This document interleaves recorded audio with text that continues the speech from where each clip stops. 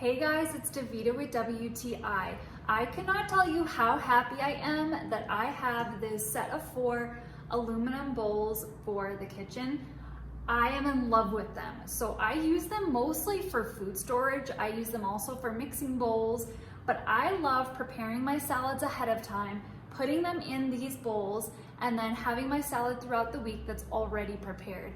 I find that they keep them so much fresher than ever before. And I love this like vacuum tight seal that the lid has.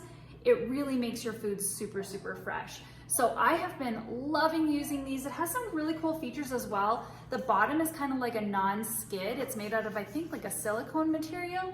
And also there are measuring lines inside the aluminum bowls. So overall, I'm super happy with these and I recommend them to all of my friends.